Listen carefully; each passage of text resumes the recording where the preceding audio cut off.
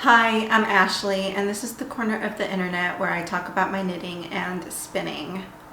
To start off, I want to talk about my finished object, and I do have a new test knit that I casted on.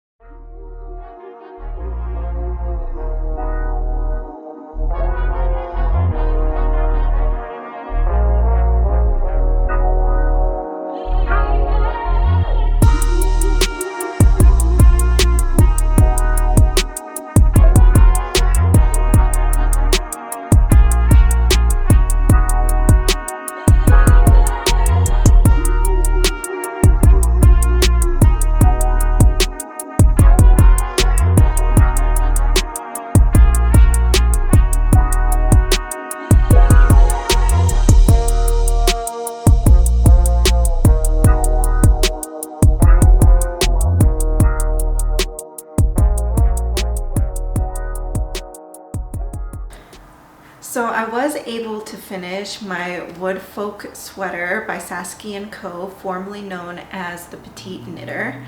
This was part of a knit along called A Sweater for Summer, which is hosted by Beans and Skeins as well as Knit Cheek. Both are such great YouTube content creators, and Knit Cheek is one of my friends since it turns out that we're both half Peruvian and enjoy knitting.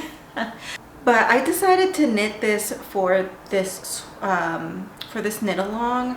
This is a 100% wool sweater, but I decided to knit it with quarter length sleeves. I think that's what they're called. So it doesn't go all the way down to my wrists. And this is a fingering weight pattern, so it is a lighter fabric.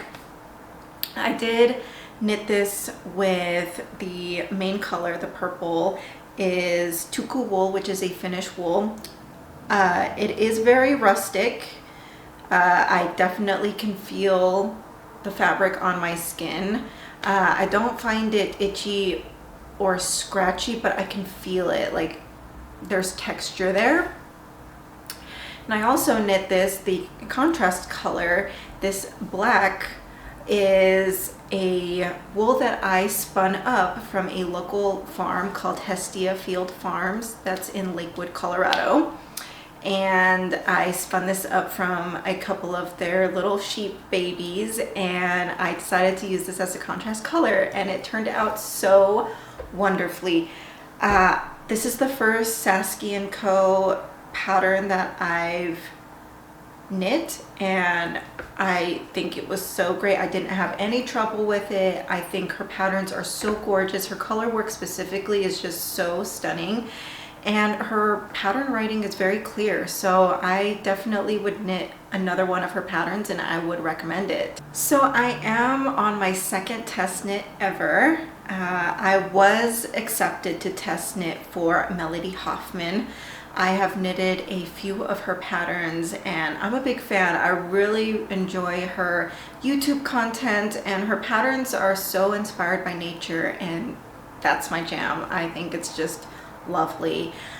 So she is coming out with a summer knit. It is called the Talisman Light. It is a, I guess, a thick shoulder strap tank top. And the yarn that's requested is an worsted to Aran weight plant-based fiber. I think she went with the Durham, I can never remember, I believe it's French. The Dererum Natura yarn company, and the specific base is called Robinson. But in my stash I had 7 balls of Knitting for Olive pure silk, and I was planning on making a Melody's dress with that quantity of yarn. But once I was accepted for this test knit, you know, I applied and just wanted to see if I would get it. And once I did, I kind of thought what was in my stash, and I figured 7 balls of that yarn would do, because what I ended up doing is holding 3 strands of the pure silk by Knitting for Olive triple, which brought it to a worsted weight, and I was able to match gauge. So this is where I'm at currently. So I have finished the 2 front panels. I have joined the front, and I have started, oh goodness, and I have started the back panel. This is the first time that I'm working with the Knitting for Olive pure silk. I have knitted with all of their other bases, and you know, it's a great yarn. There's a reason why it's so notorious for, you know, being a staple in a lot of people's yarn choices. And so I am really enjoying this pure silk, especially held at a thicker weight. I have heard that people have struggled knitting with this as a single strand because it's quite splitty, as silk tends to do.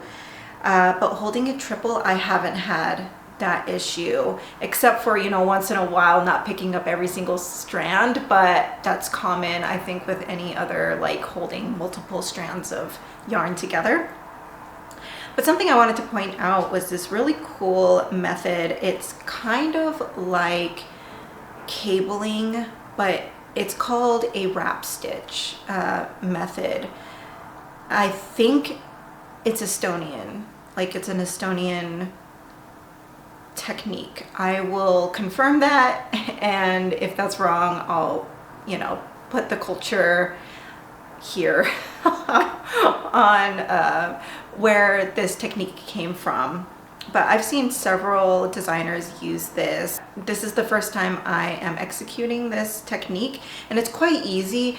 Reading it from the pattern was difficult for me to understand, but once I looked up a couple of tutorials, it was like, oh yeah, totally makes sense. So it's this cool, and this is the only part of the pattern that it shows, which I think is really nice. So it's right at the front of the area of where the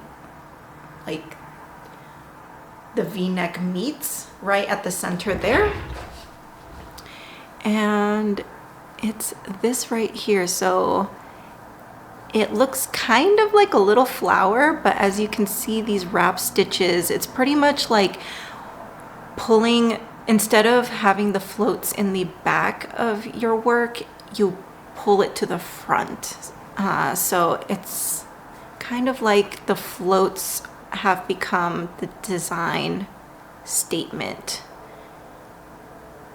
And I think that's super cool. And I think it brings enough interest and just a little of a design aspect that I think is really endearing. So I am looking forward to getting this completed, and I will let you guys know when the pattern drops.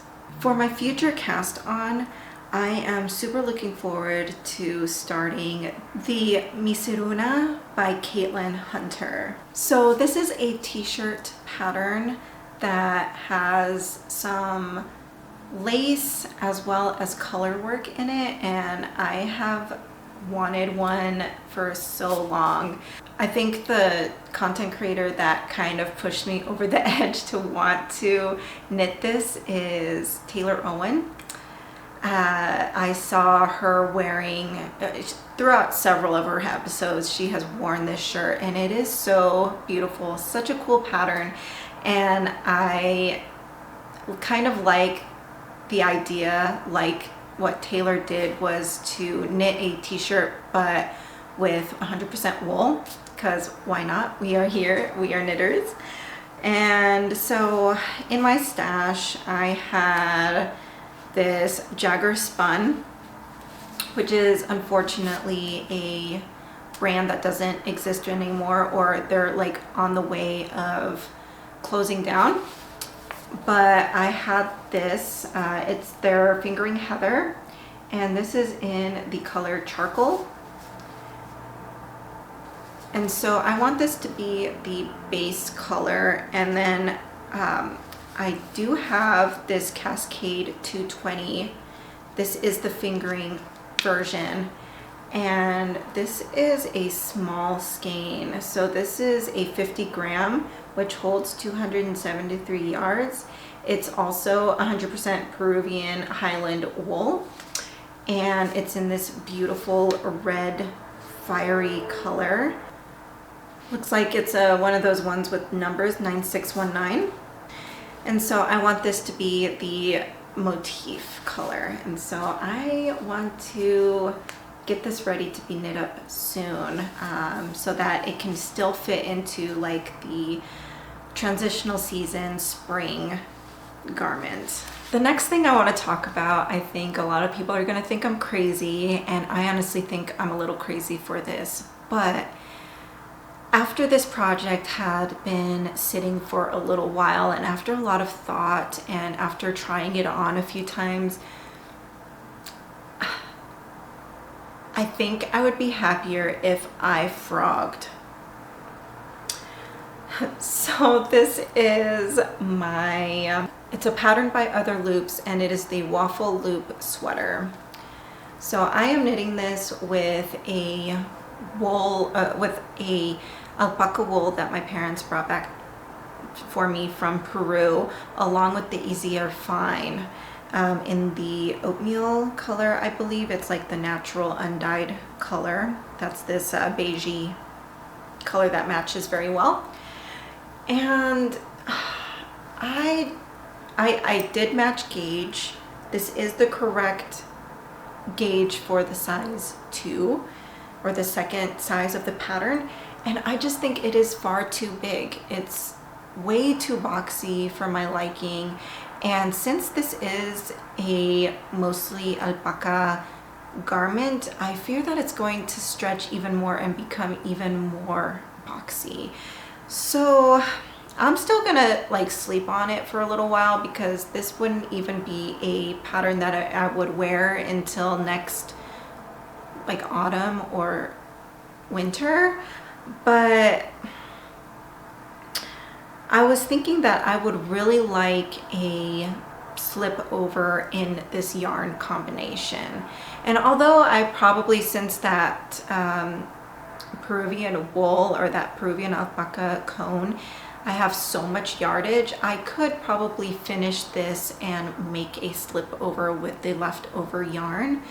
But the Easier is more limited in the amount that I have, and I don't want to buy more of it. So, and I also think I would knit the waffle loop sweater anyways, you know, eventually I will, but I think it's a better fitted garment for a 100% wool, or something that has more structure and is able to have more fiber memory.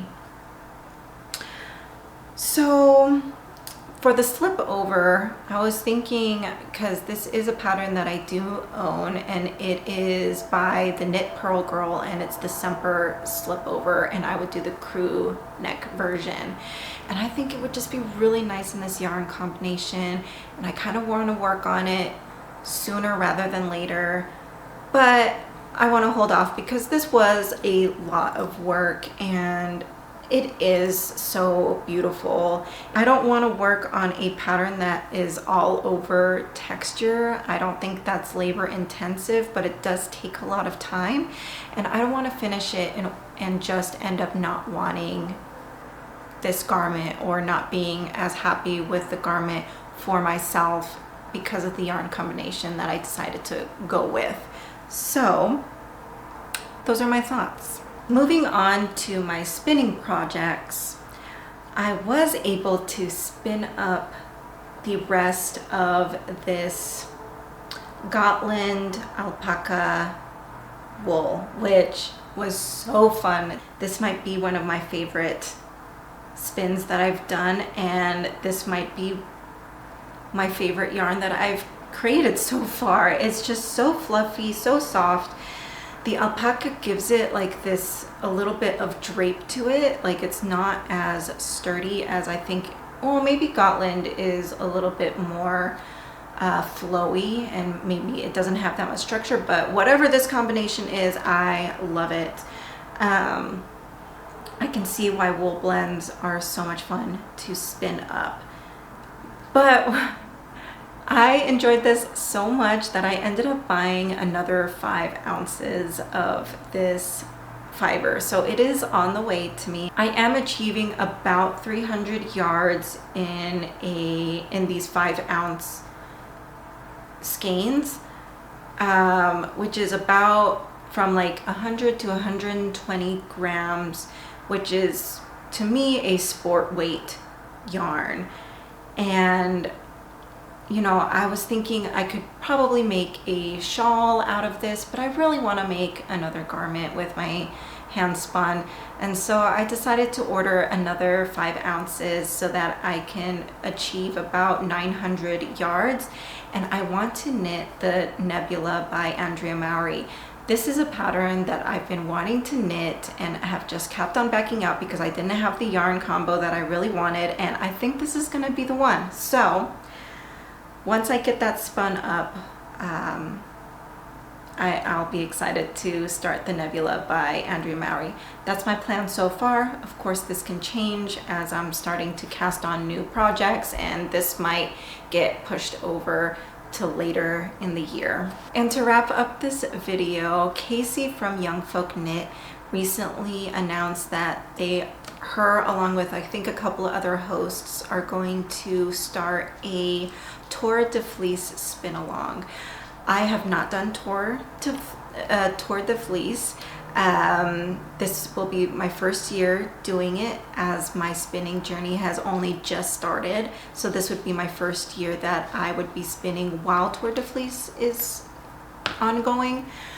So to give some context, Tour De Fleece is something that a lot of spinners do, where the Tour de France, as that's going on, so the big bike marathon in France, spinners will kind of put together or come up with goals for them to spin along with the cyclists. And it's this really cute idea because while they're cycling, we're treadling, and so we're both kind of like, you know, our little feet are going, you know, but it's not restricted to only spinning wheels. I know that people with spindles also spin during Tour De Fleece. And so from my understanding, it's pretty loosely based, so it could be like, oh, you know, you don't have to spin. It's pretty much like as the cyclists are cycling, you could spin during their whole duration of cycling, or you can follow them, see how long they had cycled the day before, and you can try to spin that amount of time the next day. So that can be a goal, just to see how much you can spin within Tour de France, or you can spin with a new fiber that you've never tried before. You know, a lot of people, they decide to do their sweater spin during this time, because with the accompanied, you know, inspiration of like a community all doing this together, you're more committed to spinning a lot of yarn during that time. And so I'm really excited and I want to join it. I think it's going to probably have some kind of Discord chat or something where everyone that wants to partake can share their progress, what they're spinning on, what they're planning on making with it. And so I would say a couple weeks ago, I had bought some 100% Romney from Busy Bee Fibers, which is an Etsy store, and I decided to get this natural white color. It's definitely more of a cream. It's got a yellow hue to it, but it's 100% Romney, and I've never spun with Romney before, but I've heard that it's like some people's favorite type of fiber to spin. And let me tell you that this bag smells so much like sheep. I love that smell. It's definitely something that I think a lot of like knitters like acquire a taste for. But I just love how this bag smells and how this fiber smells. But along with this project, so this is a ½ pound, so this should probably, if I am able to spin it to a sport and fingering weight, this should give me a sweater's quantity worth. And something else that I want to do that I've been curious about is I want to dye this. So once I'm done spinning it up, I want to dye my skeins. I do want to dye some other skeins that I have before, just to practice before I do this whole spin and then dye it. And I don't want to potentially ruin, you know, all that spinning's worth with a dye fiasco. So I do want to practice dyeing a few times before I dye my skeins. But during that time, while I'm practicing, I'm going to go ahead and spin this up during the Tour de Fleece. So I'm excited for that and I wanted to share. So that's all for this video. I hope you enjoyed. Thanks so much for joining me. Like and subscribe if you haven't already, and I'll see you on the next one.